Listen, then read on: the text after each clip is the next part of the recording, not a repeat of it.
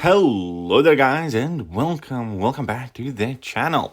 So unfortunately this time around I was not able to restream the Kabam stream, but I did try my best to sneak a peek and make a summary video for you guys because I know a lot of you are expecting that video on this channel. So let's go over. There is a ton of very cool information that we have to gather. First and foremost, we did see some of Enchantress gameplay, and well, the sucky thing is she's primarily going to be a long form champion and a defender, so that pretty much sounds like a serpent rather than a serpent counter. But at the same time, she will be a fairly option filled champion with several different spells. She kind of reminded me of a bit of Black Widow Clairvoyant, just updated for 2024, where depending on what swipes during her special attack you do, you activate different effects. She has access to 3 different dots, to several of the utilities, and also like defensive abilities. And the short and gist of it is that she does seem to be largely for long form content, and then also as a defender. So I'm not sure how I feel about that, especially on the heels of, Serpent and Bullseye and the rest of the 2024 champions. But, hopefully she's good. Hopefully she is a solid addition to the game. They did say that in matchups where Mystic Dispersion does feature, she can be, a solid offensive option as well without a full ramp up, mainly going for her damage buffs. And hopefully that's the case. Hopefully she does have a solid purpose offensively as well and isn't just another, defensive nuisance. She does have a cool way of cancelling out her level 3, which I did like and appreciate. And obviously the fact that there will be plenty of choice with the champion. And then Betri Bill. Betri Bill effectively should have fairly solid amount of damage that pretty much entirely relies on opponents being able to be shocked. He does have ability to bypass glance, which I believe is pretty much the first in the game if you're not counting the increased ability accuracy stuff, as well as ability to counter unstoppable, access to energize, and the entire gist is to build up shocks with your level 2s or your basic attacks, and then kind of time your level 1s when they would expire, because then they take a lot of burst damage and the shocks get reapplied. So Betri Bill should have a solid damage output in shorter and longer fights. How effective will that be? We do not know exactly. Again, the cool things are his immunities and resistances, which I do like, as well as just the idea that he is meant to be a highly damaging cosmic champion that does have access to not only unstoppable but also countering unstoppable, because we haven't had that in a cosmic champion pretty much ever. And that said, definitely look forward to getting my hands on either one of these 2 new champions and testing them out myself.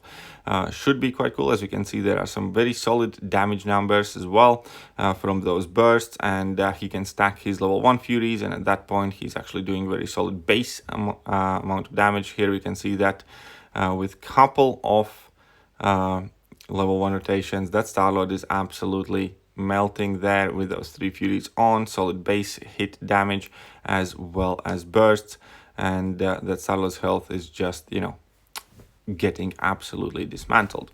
Right, let's move on.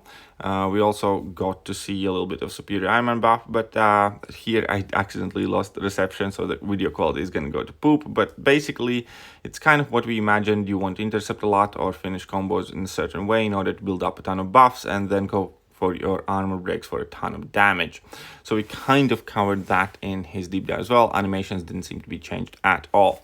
Now here we can see the working process of Shatra getting worked on and inspiration of the early character models of her, as well as the person designing her. Here is like more closer look, and here is pretty much, more or less the finished work of Shatra as a character model. And here's a little bit of animations that we typically get to see much later.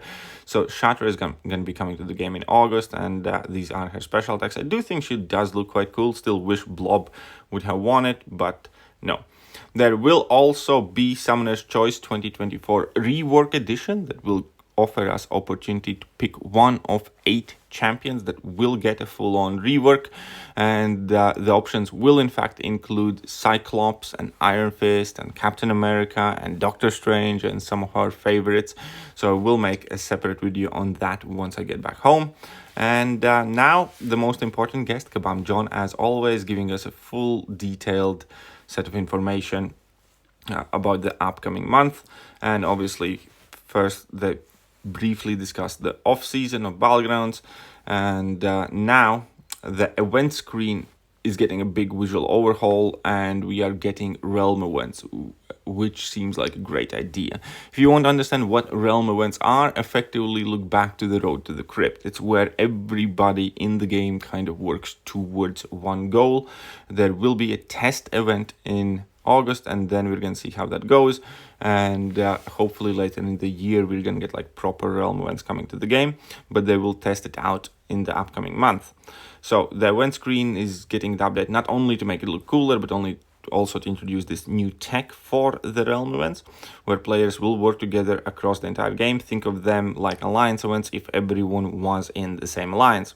First trial realm event will be in September. My bad, not August, but September.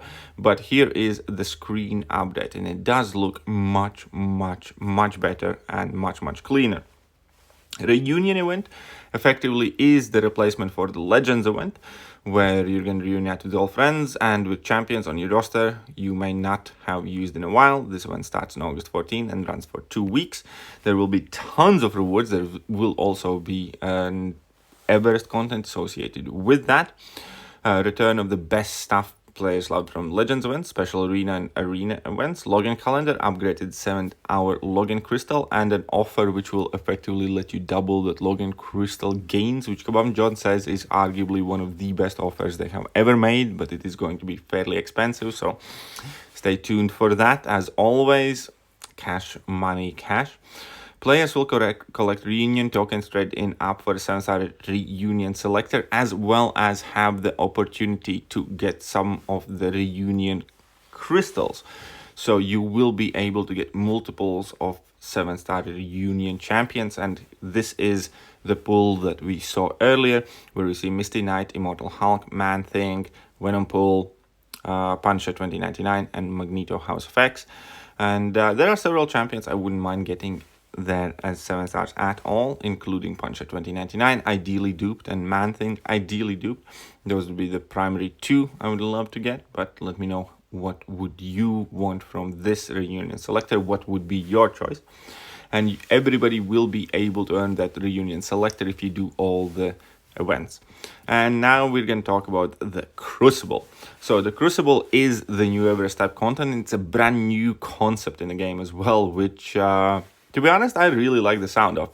So they wanted to improve on their boss rush quest concept, where it has no repetition, didn't require you to complete multiple difficulties, and was a challenge in a different way. And I think they do succeed with that, because in this Crucible event, you effectively have to use a different champion for every fight.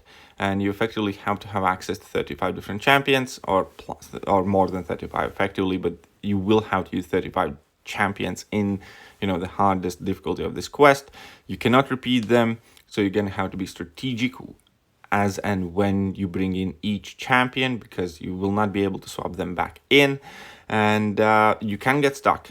And effectively this is going to be all of the Act 7 bosses, so you do have to scout ahead, make sure you do not get stuck, and it's definitely going to be very interesting to try and accomplish this on day 1, which you can expect on my channel, as I will be streaming. Here are the warnings where, make sure you do have champions that have access to specific things in order to be able to deal damage, because there are multiple kind of like roadblock Act 7 bosses that we have to have counters for.